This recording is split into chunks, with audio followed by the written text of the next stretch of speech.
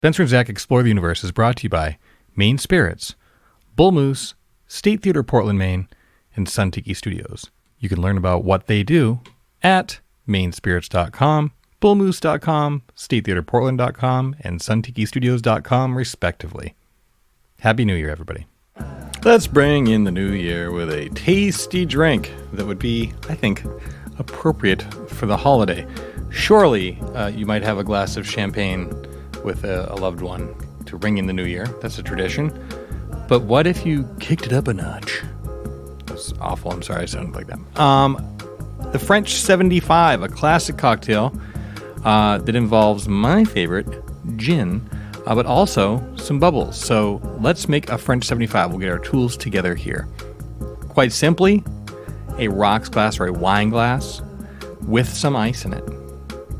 Add to that 1 ounce of gin, dry gin, a half ounce of lemon juice, fresh squeezed, please, a half ounce of simple syrup, which, as we know, is half sugar, half water, hot water, melt the sugar down, simple syrup, and then 3 ounces of champagne or other sparkling wine, Brut, Cava, Prosecco. They'll all work just fine.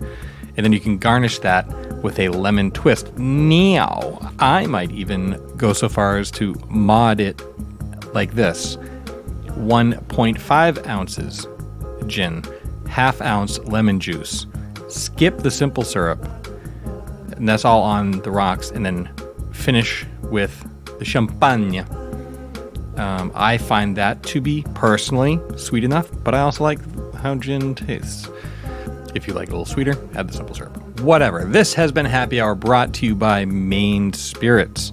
You can find out more about this cocktail and other cocktails and all kinds of ingredients and all sorts of information. It's a veritable resource at mainspirits.com, but even more so on their app, which you can download for your smartphone. Searchable, easy to use, super convenient, and you can follow them on Instagram at main_spirits. And as always, we ask you, we beg you, to please drink deliciously and responsibly.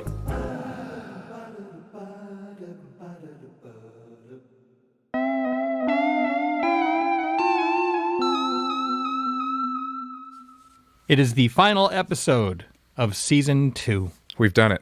We've done a complete season. Yes. 30 plus episodes. It's time for a third season, so we can start at 1 again, because it's getting harder to count. That's right. We don't want to go too high. So this will be the last episode with that theme song. And it'll be the last episode that starts with Season 2. It'll also be the last episode with Zach and I. We were retiring. That's right. We're going to be replaced by automated versions of ourselves. Basically, the 30 episodes that we've had so far, we're just learning our personalities in our speech patterns, so it can just be replicated via computer.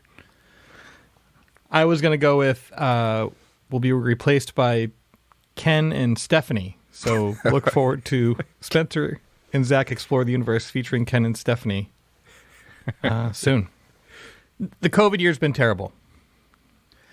Yeah, there's a lot of not good going on in 2020. Yeah. But there's also, you have to look for the nice stuff too. That's right. Life gives you lemons, you make lemonade. Life gives you potatoes. Life gives you potatoes, you make potato salad. Life gives you shit. Make shit salad. There you go.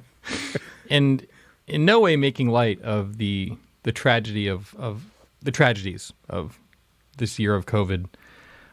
Zach and I thought our year-end special would be taking certain things that happened this year and breaking it into one of two categories. Either COVID cuties. That's a COVID cutie. Whee! Or COVID kakas. That's a COVID kaka. And we are, of course, aided by Oscar and Mitra. So thanks for taking the time and lending your voice talents. And they'll be letting us know whether things are cuties or kakas. And they're going to be very well compensated for lending their voice talents, because our budget has skyrocketed and we're able to hire top-notch talent. So that's right. Actually, I mean, I've covered one of Oscar's songs already this year. Like, he really is probably one of my more talented friends. That's so. true. Those royalties are going to start raking in for both of you. Oh, sure. I would say that one of my COVID cuties is the self-care. Like, for instance, I just took a big sip of water because I'm very conscious about how much I hydrate these days. And I try to get in some exercise every day. Been walking a lot, between 3 and 8 miles. Sometimes I go bananas and do like 14. But yeah, just getting those steps in, hydrating, trying to eat well, and just paying attention, initially out of panic to my health, but I would say I overall feel better, physically, in 2020 than I have before. I mean, although when you heap the anxiety on top of it, it kind of takes it down a notch. Yeah. But physically, I would say I feel better, and I think that that's a COVID cutie. That's a COVID cutie. That's right. I would say, physically, even though I have been exercising less since before COVID, I've been living a healthier lifestyle as far as, eating healthier meals and, not drinking and eating fast food and stuff like that. When I was in Los Angeles, I was walking a lot just because I didn't have a car, and and I lived up a steep hill, so that was kind of my transportation, and my exercise was just moving around outside all the time. I do less of that, but I've cut out most of the unhealthy things that I had around that. So, I've actually started using like the extra notch that I cut in my belt like years ago, and then didn't have to use anymore pretty quickly after. I'm back on that now. Yeah, I would say along with that, that COVID cutie, and you're saying like you're not getting as much exercise, but you're also not doing as many of the things that were bad for you, right? That's correct. And that might be... like money, money saved is earning money, right? Saving money is earning money. Yeah. So, I mean, I'm also down a lot of work because of COVID, but we're also being more mindful about where we're spending. And I would say that that's a COVID cutie. That's a COVID cutie. Whee! Oh, man, that is great. It's not bad. I'm going to turn around here and throw a COVID kaka at you. Oh, boy. And, I'm going to start with an obvious one. This is, something that applies to everyone, I think, is just that frozen in time feeling. Especially early on when we didn't know. I mean, we still don't know, but at least we've like kind of grown accustomed to the lifestyle now. But there was definitely, in March and April, and actually right through the summer even, just that feeling of all of the decisions I made in February are the last decisions I'll ever make as far as like doing things. Yeah. And it's also your last just song. It's your last yeah, record, exactly. It's It's like, oh man, if I had known that I wasn't going to, like I think of like a weekend in February that maybe I stayed home if I didn't have a gig or something and didn't go out and have fun. I was like, oh, if I could go back in time, I would live that night so hard. Just that whole feeling. And I feel like I spent a lot of this summer, I don't know, I don't want to say feeling bad for myself, but just like questioning like what my purpose is. And that whole thing, especially like being back at home and, back in my old bedroom. It's like the last 20 years didn't happen. So that's been a little bit of a COVID kaka. That's a COVID kaka. Yep. That's right. The frozen time thing, loss of identity, feeling like your identity is being peeled away like layers of an onion, especially like not playing shows. Is so weird. Like when you and I got together to do that live stream, it was like, oh my God, like that's what I do. When this started, it was March, and when it started happening, like time slowed way down just because you're kind of like maybe panicked every moment about what the hell this thing's going to do and all this. But it also stretched out or shrank too. I can't believe I've been doing this since March. It just seems like it started yesterday, but it also feels like forever. Yeah, same. So, yeah. Oops. Sorry, go on. That's okay. I was just going to say that's kaka. It is a kaka. That I had going into March, I had a full calendar of gigs.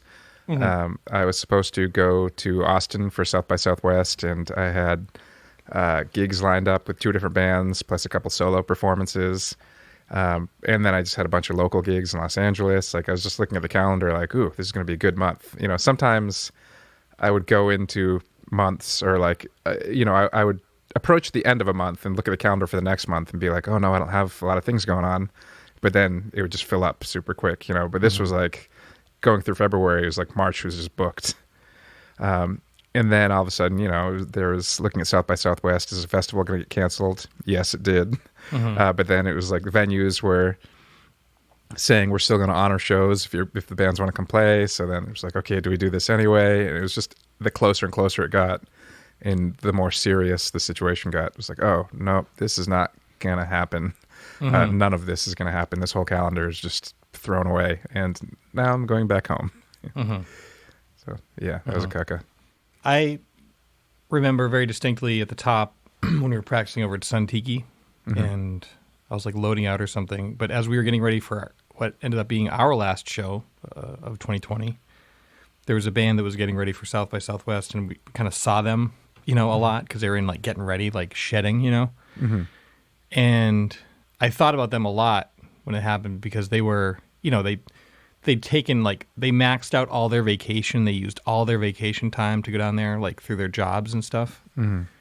And it's just like, that just got like stripped away from them. Like they had all the plans, all of it, just planning a tour, especially like as an indie band, where you're not like necessarily doing it full time, your music full time. You have to coordinate with your job. I just felt so bad for them. That was a COVID kaka. Get in here. That's a COVID kaka. Yeah. Yep. I forget the name of the band, but maybe they'll remember and know I was thinking of them anyway. Yeah. You got a cutie lined up? I do. So obviously that all of like the world coming to what felt like a standstill was pretty terrible. But then I got back here and was just feeling aimless and not knowing what to do with myself. And you invited me to be on this podcast with you. My goodness. And that has been something I look forward to every week, is getting on here and discussing whatever topic we've come up with to make a show about. And it's been a blast. So that is definitely a COVID cutie for me. I'll concur. Doing this show before, Pond was here, but it was just a different vibe, and then bringing in guests was fun, but it was also like different every week, so you had to kind of like meet each new conversation, and they usually went pretty great. But having the consistency of at least a conversation with you has been, for me, also a real cutie. And then also to have people continually listen is bananas to me. Yeah, that's been great to have, people hit us up after an episode drops and, add in their opinion on whatever we talked about, or just be like, hey, that time you said that thing, that was funny. It's it's all good stuff. I can see also in those reactions, like from people, either online or, if our friends are listening and they chime in, like text us if they think that we're full of shit on anything that we've said. But I understand now why people do that clickbait stuff. Like, if you say something that you're more likely to hear from people if they disagree with what you're saying. Yeah, that's true. Yeah, all those headlines are like, the most extreme takedown, bombshell, bombshell revelation. Yeah, it's like, what? It's not. I just read this whole article. There's nothing interesting about it. It's like, it seems like just a regular announcement. Breaking. Oh, do you mean it just happened? Yeah. Aren't you the news? It should all be breaking. Yeah. It's like now every storm of any kind, like every thunderstorm gets a name now. Thunderstorm Xavier. Okay, so back to the podcast. That's a COVID cutie. unless you don't like it, then... That's a COVID kaka. But also, why are you still listening if you don't like it? Yep. Excitement language from the news. That's a COVID kaka. I can't stand it. I'm with you on that. You know what? At the beginning, I was reading the news all the time, probably like most people, because you're like, I just need to know what's going on. And then I got so stressed out between, like all the politics of the whole thing and just everything that was happening in the news that was so like, oh my God, like everything is terrible. And I just really squashed my news intake. Like just limited the sources and also how long. So I basically read the paper in the morning. And then I've got a couple of, people and organizations I follow on socials. So I'll just kind of check in there, and then I'm out. But I would say not paying as much attention to the news. That's a COVID cutie. I'm a little bit of a news junkie. I wouldn't say like I'm not like looking at it all day long, but I get the push notifications on my phone, so anytime something happens, I find out about it pretty quick. And if it's something I care about to look in depth, I'll look beyond whatever it said in the push notification. But usually, like even days where I don't pick up my phone, I'll just hear it vibrate and look over and see, the 2-sentence roundup of a story and kind of get an idea of what's going on. To the point where, like I'll sit down and watch the news with my parents at night, and usually by the time, that's on, I've already heard all of the details of all of the stories that they're talking about. I had to take a break. I had to step away from it. It was just too much. Yeah. I mean, actually one of my kakas is basically just how like public health and the pandemic in general have somehow turned into like this divisive thing. It's like, don't we all just want to be healthy and get back to normal? Like, why do we have to fight about it and make healthcare workers feel bad about themselves for telling us the truth? Not to reference another podcast, but I thought it was like kind of relevant. I was on YouTube and I think it was a Joe Rogan clip jumped into my feed. It was him and Bill Burr. That's probably why, because I think Bill Burr's capable of being incredibly funny. And he was talking about that exact thing. Like, I feel like almost like Rogan was being like a provocateur or whatever. Maybe he feels this way. I don't know. But he was saying like, yeah, I'm asking like, why are we doing it? And Bill Burr's like, just basically says like, I'm not going to listen to you with no medical degree sitting in front of an American flag. It's like you check in with the news and they say, oh, we're wearing masks still? Great. And then I just wear the mask, Yeah. Like it's not that hard. And I've had conversations with friends who, are friends with people who are like not, they're not anti-maskers, but they're not maskers either, but they'll do it. They'll mask for other people just for the, the courtesy of the whole thing. And doesn't that just seem easy? Yeah, it seems very easy. Yeah. It's also, okay, so we'll call the anti-masker will be... That's a COVID kaka. But when you're wearing your mask outside in the winter, it's kind of keeps your face warm. That's a COVID cutie. Am I wrong? No, you're absolutely right. Not to mention, it also is just like to me, it's become like a sign of just respect and dignity, and you care about yourself and others. Yeah, even as a symbolic gesture, right? Exactly. When you see someone with a mask on, and when it's off, it's like precisely. Couldn't have said it better. I've been dying to turn this into a lowbrow morning show. The whole time. Mission accomplished. Yep. Although you and I have to do like a lot more like caffeine or amphetamines or something to bring that morning energy. Yeah. I would reference the douche from Parks and Rec, but you still haven't, for some godforsaken reason. I spent all of 2020 not watching Parks and Rec. Not watching one of the best comedies ever. Oh my God. Make that your January and February. Seriously. that might be a COVID kaka, but I still have it to look forward to, which is a COVID cutie. Yeah, you're just guaranteed to love it. I can't wait to share the jokes with you. And it's the gift that keeps on giving. I love that program. In fact, I watched it before COVID times, but Parks and Rec. That's a COVID cutie.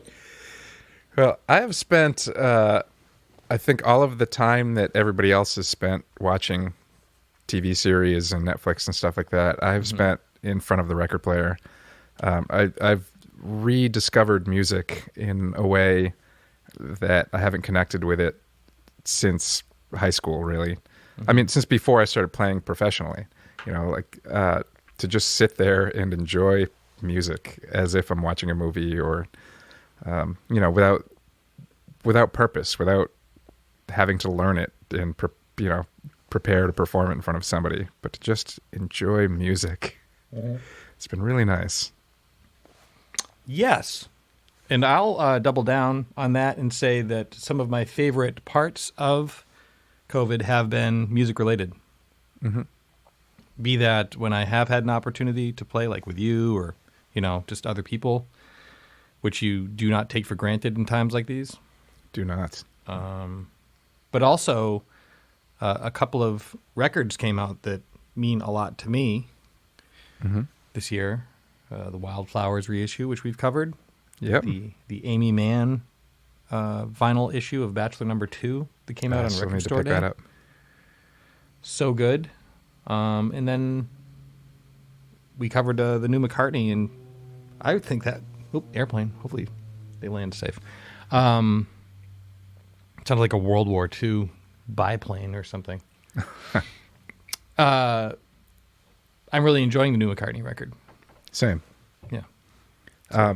In fact, the more I listen to it, the more I like it, except for the second to last song, I Want to Get Deep Down. That one I like less and less every time. Yeah, I already didn't like it. Yeah. That's the one with like the organ line and the sneaky road stuff. Yeah. And then he says a line about having a party every night. Yeah. I'm just like, dude, you're almost 80. You're not having a party every It's night. cool. You can sing about clipping coupons and watching Matlock, and I'll listen to it. I wonder if his view on like partying is skewed because, like he very famously locked it down into family mode, right? Mm-hmm. Not to say that like Wings didn't get their swerve on, but like, it probably was a different vibe than like a Zeppelin tour. If the kids are around and all that stuff. So I wonder if like because he left the party so early. Mm-hmm. I mean, I'm sure that when he was in the Beatles, the party was pretty good. Yeah. I mean, I've seen Backbeat. I know what they're up to in Germany. Yeah, right. Man, I haven't seen that movie in forever. I actually watched it this year. Is it good? It is, yeah. It holds up. I watched that and Nowhere Boy, the John Lennon pre-Beatles movie. Have you seen that? No. It's actually really good, too. I have a hard time with new Beatle movies that don't star the Beatles. Yeah, no, I'm with you on that. Like Across the Universe, I haven't seen. I No, guess I it's have not because seen that either. I just like it so much that I don't know. Yeah, I don't wanna see Nowhere it. Boy is actually a pretty good and accurate early John Lennon biographical film. Okay. And which is actually why I watched Backbeat, because basically Nowhere Boy ends right where Backbeat begins. So, Oh, wow. yeah. All right. I'll check it out. And we'll call those movies a cutie. That's a COVID kaka. Oops. It's so cute when she says it's bad. Yeah. That's a COVID cutie. Whee! So just to take it back to records for a second, I think both of, you and I both love things of an analog nature, but we've also, had a lot of fun making fun of like audiophiles or like, it's so warm that, it's such analog warmth. I get that more and more. The more I'm sitting around listening to records, I get it. Like, and then I'll go, I'll come downstairs and put my headphones on and listen to something on Spotify. And it's basically, like when you get a new pair of shoes and you got to wear it for like 2 weeks before they're comfortable. digital music is like a brand new pair of shoes that are always brand new. Like they're never quite comfortable enough. But when you play a record, it's like it's already kind of like soft around the edges. It's, shaped to your foot already. Yeah. I think that might come from, I mean, obviously there's just like a ton of frequency response in a digital file, right? I mean, not Spotify, because that's just all squashed down. Yeah. That's not really a good like judge there, or a good comparison really. But like CD, we'll say, versus, I agree. Like records are legitimately like softer because they have rounder edges. Yeah. Or not CDs, I'm sorry, records. Well, records, yeah. Right. And CDs are cool too because you can have all of that dynamic range. But especially if you're used to hearing things with softer edges, then it's not necessarily like when you see an old movie on TV in HD, and it's just like, ugh, that wasn't supposed to be in HD. Yeah. I mean, it's like watching the remastered Star Trek episodes. It's like, ooh, this show is made for people with black and white 12-inch televisions. That's right. Not 47-inch high definition. That's right. That's right. Yeah. Or have you seen the lit version of Aliens? No, I haven't. I don't think I want to. No, I mean, you would want to watch it just for it's like a peek behind the scenes, but they shot, like, if you look at the movie in proper light, you can see all of the puppetry and stuff. But they darken everything. And it hides what you're not supposed to see. So it's all like a taste thing. Yeah. But I agree. I much prefer listening to records at home than I do listening to streamed music online. Right before we started this call, I was listening to Bonnie Raitt's Streetlights album on Spotify, and that is one that I do not have the LP of. But the whole time I was listening to it, all I kept thinking was, I got to get this record. I got to get this record. And it's weird to be listening to the music that is on that record, but thinking that I need to get it at the same time. Yeah. But then also the convenience of streaming music is incredible. Yeah. The world's catalog in your pocket. And I probably do spend as much, if not more time streaming music than I do listening to it on vinyl. Prior to 2020, that held true for me, but now I'm just like records at all times. It's also about the ritual of it. Just picking out a record and holding it and looking at the art and feeling it, and is it matte finish, is it glossy, all that stuff, and just the liner notes, are they good? And it's just like another dimension to the music that you don't get with the streaming experience. But go ahead and try to bring the Beatles catalog with you on vinyl to a party. That's actually, I recently acquired the Beatles, I think it was the 2012 vinyl reissue box set. And I mean, part of the reason it's so heavy is because it comes with a huge coffee table book, which is amazing. I thought you were going to just say coffee table. Yeah, it comes with a coffee table. But yeah, that would not come to a party as easily as your iPhone comes to a party with you. I wonder how those sound in comparison to, I have the 2009 Masters stereo ed mono. Well, I think it's the same.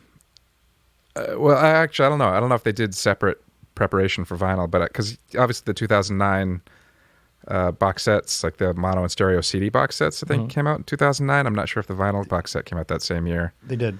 They did. Okay. Yeah, the one that I have for some reason says it was a 2012 box set. Oh, So well, maybe that's when your physical one was produced. That could be. Yeah. But yeah, I assume they're the same masters from the 2009 session. Actually, they're no, packaged the just mono like might have come. Did you have the mono or the stereo? Well, the CDs I have both mono and stereo, but I got the stereo vinyl box. Yeah, the black one. Yeah, I believe that came out. I said very confidently yes, but I think that it came out at the same time because I remember pining after it for some time. Yeah. I want it so bad. That My book wife that's in it is found that- incredible, though. I'm sorry? So the book that comes with it is incredible. That's awesome. And I didn't even know about that until I was holding the box in my hands. And I was like, wow, this is a bonus. We had a roommate for a brief period of time here at our house, my wife and I, and she's a friend who basically, like you, was displaced by COVID. Her life just ceased to exist in New York, and so she also kind of doesn't. She's not like a Beatles person, but I think that just like not because like I wear like Beatles T-shirts all the time, and I'm not like talking about it all the time, but obviously just because of my reverence for it, and we talk about it a lot if it's on the show, Beatles night, all that stuff. So there's Beatles all around me, just because that's just where I'm from. Who gives a shit? And so she was just like coming around, and I'm not one to preach to people, and she was also never like, oh, they suck. She's like, it's just not my thing. And then I think she found the White Album, I think it was. And I forgot which one, but it's like, do you have, because she was looking at our record shelf, which is all like alphabetical and whatnot. And she's like, do you not have the Beatles on vinyl?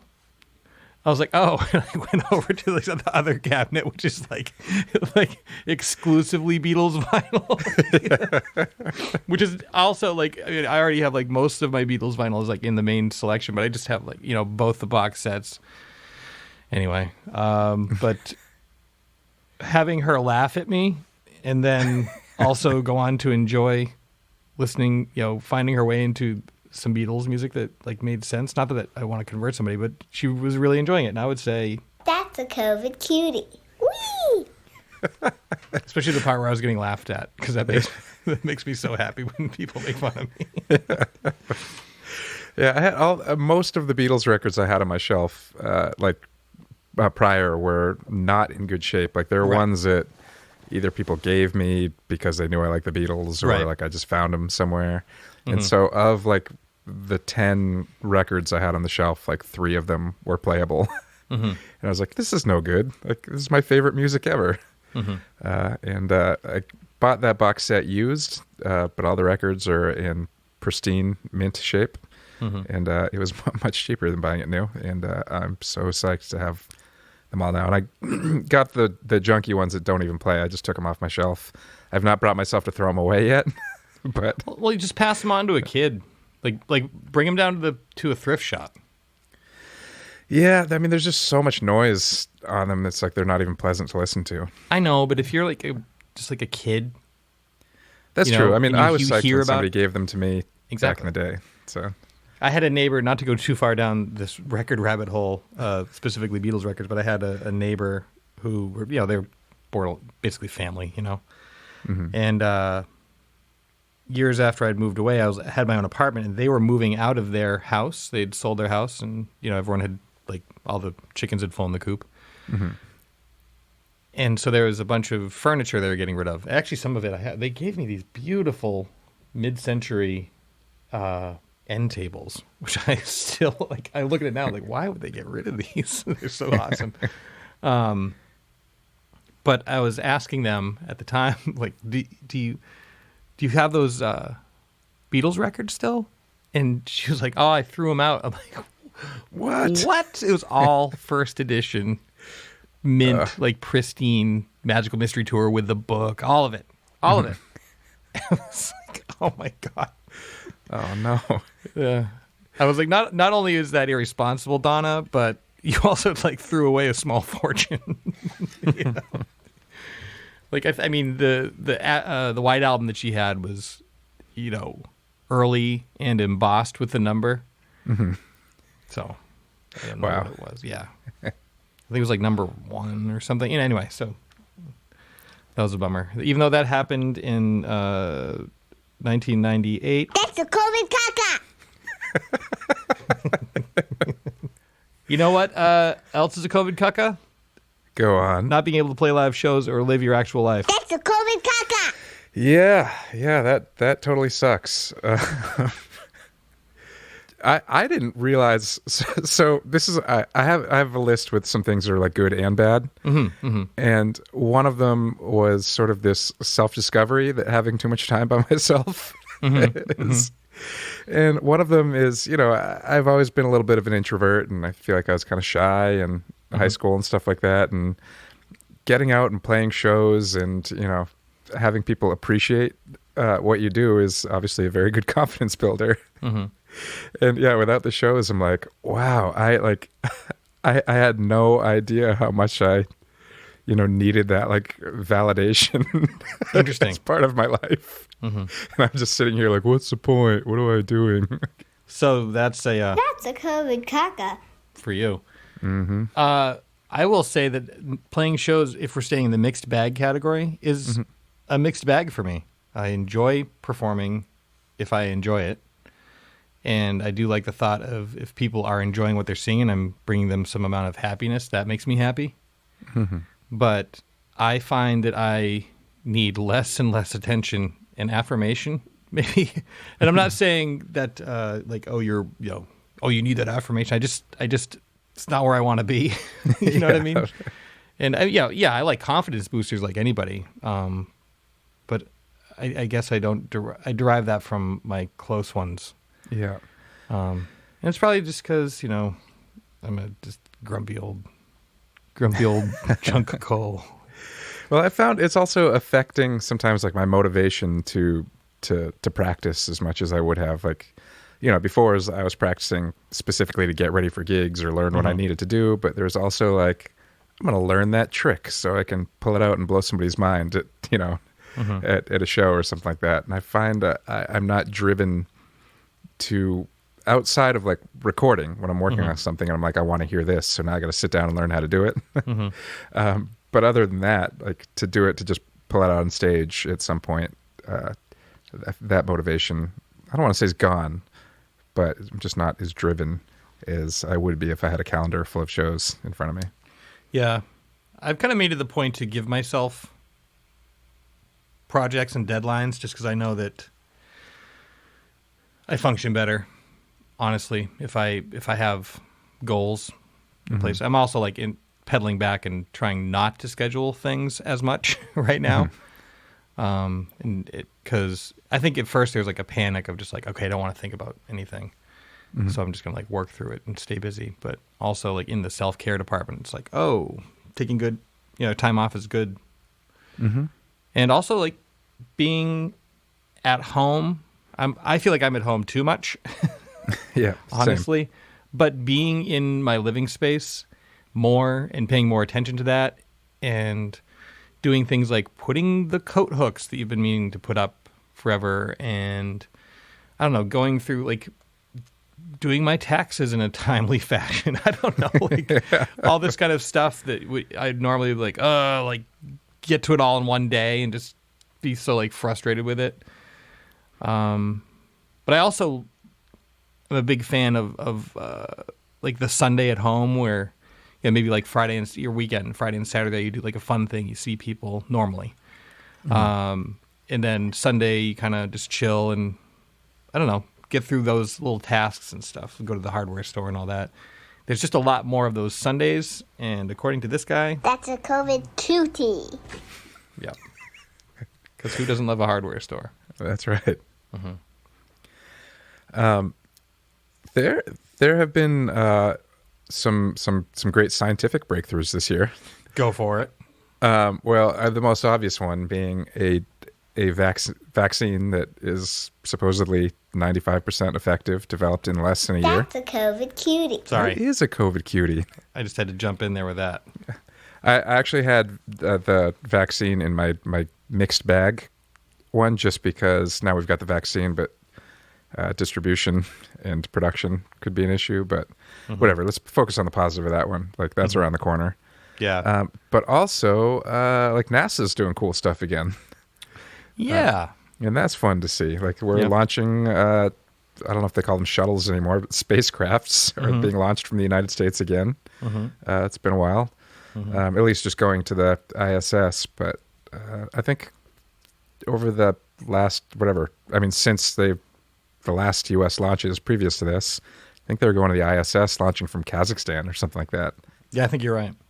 And also, they landed an automated spacecraft on an asteroid and collected samples, which is pretty badass.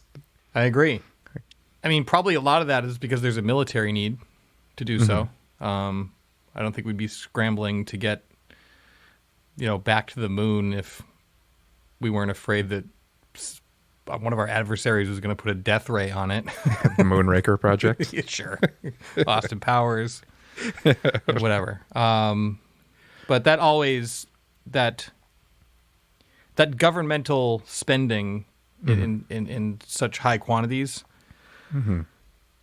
always yields products and things that benefit the masses. Yeah, the original space race was just because we were afraid of moon death rays. That's right. And so much great scientific innovation came of that. Velcro. We got Velcro. Right. Didn't have to tie my shoes until like age 6 or 7 because of Velcro. And then when you enter your golden years, you can stop tying them again. That's right. Not only good things come out of that heavy governmental spending, but also things like vaccines. This vaccine was a result of, the government making it a priority. Yeah, throw money at it until the problem's solved. That's right.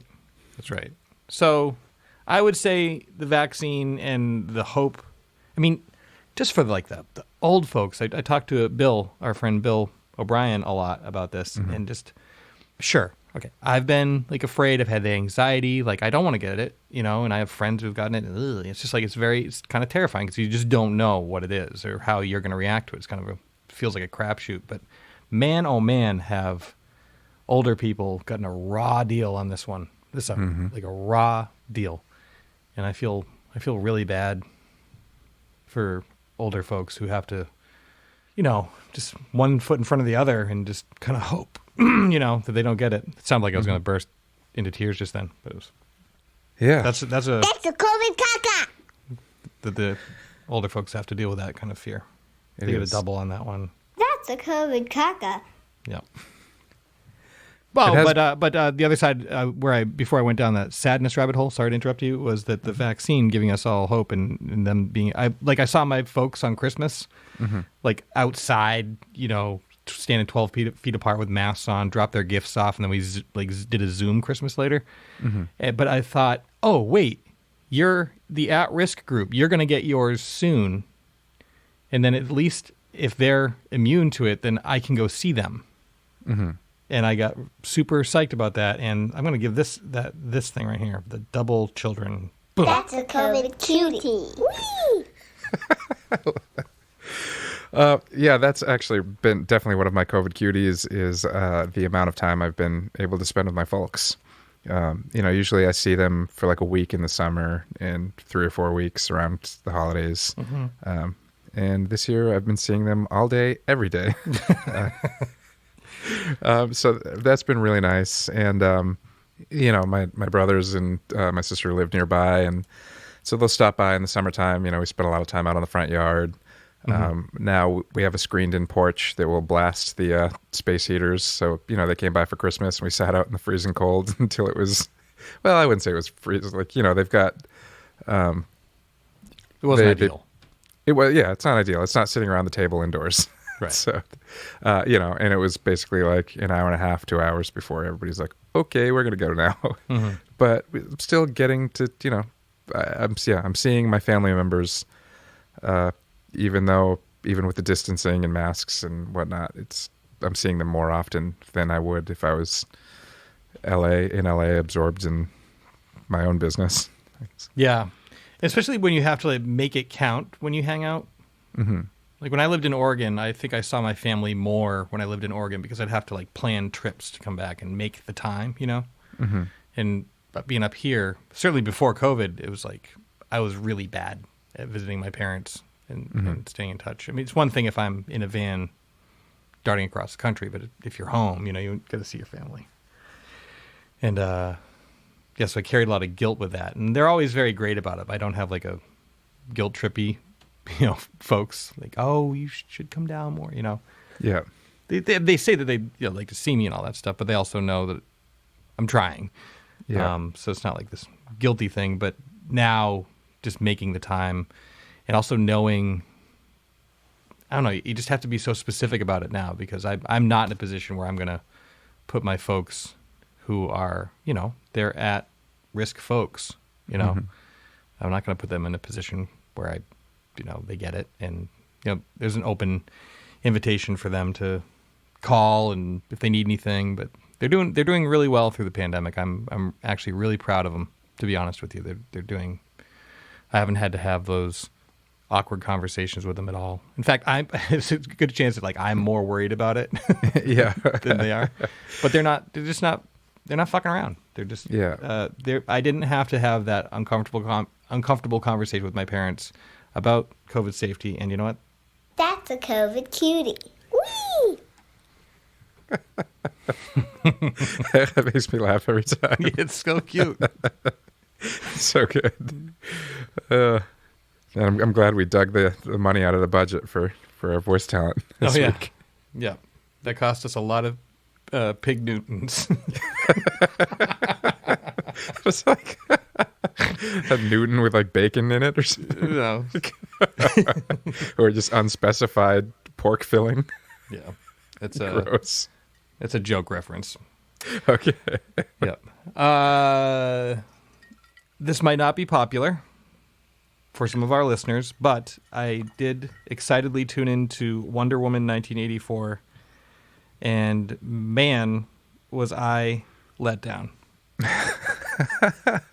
I also tuned into it, and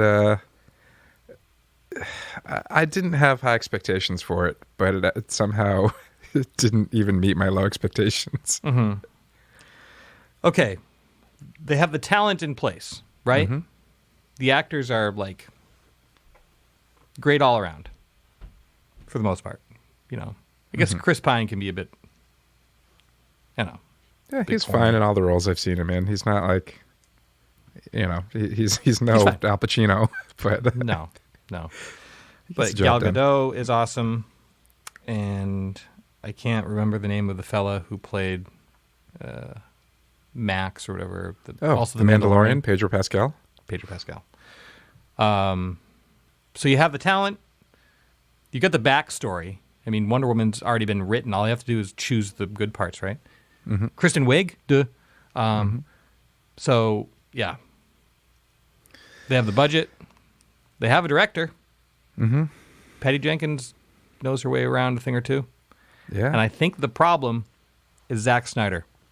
Well, I'm going to throw this at you. This is interesting. I assume Zack Snyder was on as a producer on this one, That's right. but unlike the previous one where he was a writer along with like three other people, this one he was not. I believe it's Patty Jenkins and one other person wrote it. So it seems like he was actually more hands off of this one than he was the last one. Yeah. Still, though, like, I mean, his movies producers suck. in studios are going to be like, nah, needs more of this, needs more of that. But I will just go ahead and say that although he may be being fooled by large box office receipts, none of the DC properties that Zack Snyder has had a role in, and I presume it started with Superman, I think that's correct. Yeah. none of them have been particularly successful. The best of which I would say probably was the first Superman. But then, Justice League is a mess. Yeah. The first Wonder Woman like fell apart in the third act, which is a bummer because otherwise it was a pretty damn good movie. Yeah. And then I mean, my gripes with the first Wonder Woman are, I think, more than most people's, but still pretty minor in comparison to a lot of other movies. sure. Yeah. But she was great, and it was great to have the character have her own movie. It was awesome. It was Yeah. just like I used to watch Wonder Woman, like the Justice League as a kid. That was, and then also the Linda Carter Wonder Woman. Oh yeah. Yep. With that Best if you could get theme song. if you could settle into like that and the Adam West Batman, then Man. it was a good afternoon. They used to play those back to back on the FX channel. That was another thing that I used to watch a lot. Was Batman and Wonder Woman back to back. And also the Bill Bixby Incredible Hulk, Lou Ferrigno. Oh yeah, that's one actually I have not revisited as an adult, and Yeah, that's probably fine. it's probably fine. Yeah. I guess actually Wonder Woman I haven't really revisited as an adult too. I just have such like strong memories of it from childhood. But yeah, definitely the dum, dum, dum, dum, dum, dum, dum, dum, dum, dum, dum, dum, dum, dum, Wonder Woman. All the world is waiting for you. Yeah, why did they just reuse that theme song? It's really They good. should have. There's so many times that I want to hear that in the movies. Wait, did you want to expand further on Wonder Woman? No, maybe, no. before I was go just, in? I have always more to say about it, but Well, I was going to say more about it too. go for it. Go for it. This movie, I think the writing is the weakest part. First of all, it is a prequel for absolutely no narrative reason. Like there's nothing in the narrative that requires it to take place in 1984. But now all the problems that come with a prequel, which is adhering to things that have been previously established in movies like Justice League and Batman vs Superman, like you have to deal with that consistency. So that's a problem because there's a lot of things that don't add up there. But also, the story is nonsense, and the characters are very poorly developed, and all their motivations completely fall apart too. Like Wonder Woman is a bad person in this movie. Like everything else aside, like plot removed. What do I mean? First of all, she I guess minor spoiler alert here for people who haven't seen it, but a little bit of spoiler. She wishes for Steve Trevor to come back. And this is after she's sort of made a friendship with nerdy Kristen Wiig's character. Barbara. Minerva. And then she basically pulls the, like, I'm in a relationship now, so I'm not your friend anymore. Like, I'm not going to return your texts, whatever. Like, she basically just throws that friendship away, except for the one time where she's like, I need you to do this thing for me. So there's that. That's not cool. And then also, again, spoiler alert but Steve Trevor is now occupying another person's body. And never once does she think to herself, like, is it safe for this person who I don't know, whose body is being occupied by my boyfriend who I knew for 2 weeks, 70 years ago, to be in a highway action scene right now? Like, the moment where she realizes she needs to, like, give him up to, like, regain her thing, it's purely, like, selfish greed. There's never a moment where she thinks of, like... Well, I think that's part of the thing. It's part of the story. Like even she succumbed to greediness. Exactly, but that same storyline was used in Superman 2. And in Superman 2, first of all, Superman is the person and Clark Kent is, like, the disguise. But in Superman 2, he realizes that if he wants to be in a relationship with Lois Lane, the best way to keep her safe is for him to just become Clark Kent. So he gives up his powers, and now he's like, he can be in the relationship fearlessly with Lois, except for, they set it up like he gets his ass kicked in the diner, and it's like, oh, he definitely doesn't, he can't even fight a trucker now, so how's he going to fight these three supervillains?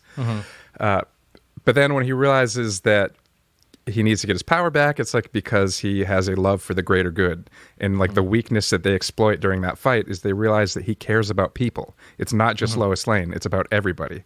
Like they start, they're like, look, he actually cares about these people. And so they start putting just general public at risk to, like, distract Superman so they can fight him. Like, it's about, and he realizes that, he has to be Superman because it's not just Lois that's at risk, it's the whole world, and he needs to, try to protect as many people as possible. And that's something that was lost in the Zack Snyder Superman, but it's a plot point they tried to use, that same exact plot point in Wonder Woman 84, but without giving her any of the humanity beyond, I like the Steve Trevor guy, he's handsome. I hear everything you're saying, although I think that I have a different assessment of Diana's character in that. My takeaway was not that she was a terrible person. What you're saying qualifies her as a terrible person. I would say, like, yeah, it's bad writing, but I don't know. I think it's the bad writing that made her a terrible person. I don't think that was their intention. I think that's just a side effect of it. I don't think I like their intentions for this movie. Like they're. Like, the Marvel movies are so much better because they have, like, humor and heart. And none of the Zack Snyder products, to me, have any of that. And I mean, there's no humanity to it. And I know we're talking about, like, superhuman people, but, and I think they could be doing so much more. Like, Gal Gadot is an amazing casting for Wonder Woman. They could be doing so much more. Kristen Wiig as, like, an emotionally complex villain, so much could have been done with that. and I just found the storyline to be meandering and just fell apart. The pacing was non-existent. This movie made the Irishman feel like an animated short. Yeah, that's true. So I think we're in agreement, though, however, that Wonder Woman is a COVID kaka. Definitely. Here we go. That's the COVID kaka. Our ending maybe on a bright note. Yes, let's do that. In the watching department, I was not disappointed by this season of The Mandalorian. I'm glad you brought that up. Yes, I think that it's some of my favorite TV I've seen in a while. I love that it is the most Star Wars since Star Wars. And I also love that it's the most Star Wars ever, because it's just episodic. You've got your crew. They face a new challenge every week. I mean, yeah, there's an overarching plot point, but each every day the Mandalorian has to walk into a situation and be like, I need some help. You need to do this terrible thing. Like, okay, boom, boom, boom. Thanks for the thing. Next episode. Yeah. And it was so fun. The monsters were monstery. The jokes were good. Yeah, I loved it. So I was kind of mixed on the first season. I thought aesthetically it's amazing. And, the technology that they're using to bring the episodes to life, like, it looks fantastic. The costumes are great. The vibe's great. I just thought the storytelling was really weak in the first season. Like, every episode was disappointing on a storytelling level. And second season, the first couple episodes were kind of no different. I was just like, oh, what a bummer. And, like, there was just so many moments that are like, remember Star Wars moments. Like, oh, it's that thing from The Thing. Remember that? Fan service. And so I started getting really nervous, like, after, like, the second episode, that it was just going to be more of that. I was like, oh, this is not good, how heavily they're relying on the viewer having to just remember a thing that they already liked. But then, I don't know if it was the third episode or somewhere in there, but, like, it really started to click. And for me, I think part of that is because, I've watched the whole Clone Wars and Rebels animated series, and they're incorporating story elements from all of those shows into this, like and characters, like Ahsoka Tano and Bo-Katan and all that, and their stories are continuing now in this live action universe. And for me, that got me really excited because I know those characters and I know the story, but also the way they're being inserted into the Mandalorian now is more than just, hey, remember that? It has a purpose. And I found myself by, like, episode 3 just completely invested. And by the end of that season finale, I was like, oh my God, this is so good. I can't wait. And even with, like, there are still moments that I feel like the writing is a little contrived, and, something will happen just for something else to happen later. Yeah, like something that doesn't make sense will happen just so something else can happen later. But I'm fine with it because the payoffs are always worth it. So it's tough. They can't be as loose and free as the originals, because every time the originals did something, they were creating that thing with nothing except for the movie before it to, the only movie that Empire had to answer to was the first one. Exactly. So obviously, what I did like about it too, and I think I brought this up to you, that it reminded me a little bit of that Nintendo 64 game Shadows of the Empire, which took place in a timeline which you knew, having watched Empire Strikes Back. So while all that's happening in the movie, you're doing this other adventure that's happening simultaneously, and it kind of gets interwoven here and there. Actually, when you brought that up before, I looked it up, because Shadows of the Empire was like a whole... Basically, it was, they tried to do all of the marketing that they would do around a movie without the movie. So it was like a video game, a book, a comic series. It was all this story that I guess took place between Empire and Return of the Jedi. And so that main character they sort of introduced as like because Han Solo is frozen in carbonite. Right. So he does, like, I guess eventually I never got very far in the game, which is the only property from that I took part in. But I guess, eventually he does sort of like become that character in that trio leading up to the events of Return of the Jedi. I've played that game. I don't even want to talk about how many hours I've spent playing it. I think I played that game a ton and never made it past, like, the second or third level. Oh man. I would start that game over just to beat it again. Oh, that means you beat it once. Many You've done times. way better than I did. Many, many times. I've played that whole... Yeah, that's why I don't do video games anymore, man. You know? I love them, but man, it just takes over your life. I mean, if I had started playing video games back in March, I would probably still be working on a video game right now, not talking to you. Mm-hmm. So, Yeah, actually, Griffin... Mandalorian. That's a COVID cutie. Oh, sorry, cut her off at the end there. Yeah, Griffin lent me his PlayStation 4. Griffin Sherry from the Ghost of Paul Revere. Name drop. And I've used it as a Blu-ray wake up our player, sleeping listeners. Yeah, right. Yeah. We've lulled them to sleep.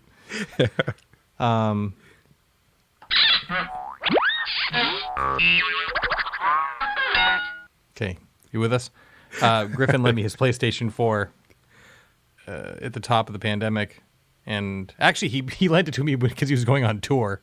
Oh. And then that got canceled, and I still have it. But I've played not many minutes of video games because he gave me Red Dead Redemption 2 with it to play, and it's incredible. It's beautiful, but I'm just like, I don't have the time. Yeah. I mean, I can have the time for this or having a career, but not both. Any other rogue kakas or cuties? Do you want to do a kaka lightning round? Yeah, sure. Let me... I mean, not seeing friends. That's a COVID kaka. No movie theaters. That's a COVID kaka. Anxiety. That's a COVID kaka. Thinking I have COVID at all times. That's a COVID kaka. Being isolated. That's a COVID kaka. We still haven't seen that new James Bond movie. That's a COVID kaka. Ghostbusters got pushed back. That's a COVID kaka. I don't know. I might be out of them now. The Beatles movie got pushed back. That's a COVID kaka. Any cuties? Do you want a lightning round, or do we leave them all? No. Spending more time with my family, and my family consists of 2 dogs and a wife. I probably should have mentioned my wife first.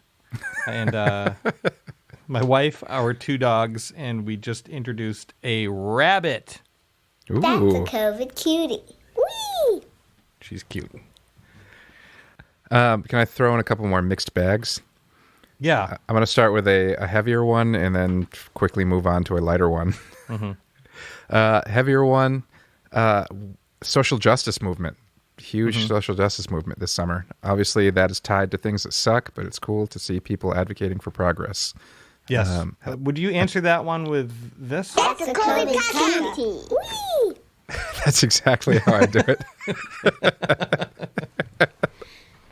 The lighter one is we're getting a lot of new Star Trek content, which makes me happy. I haven't been in love with any of it yet, but we got Discovery, Picard, and Lower Decks, and the 3rd season of Discovery is decent. Pretty good. Still not... Yeah, I'm less hard on it than you are. Yeah, I'm still not ready to call it good, but I feel like it's the potential of that show is finally beginning to reveal itself 3 seasons in. Sure. That I agree it's getting better.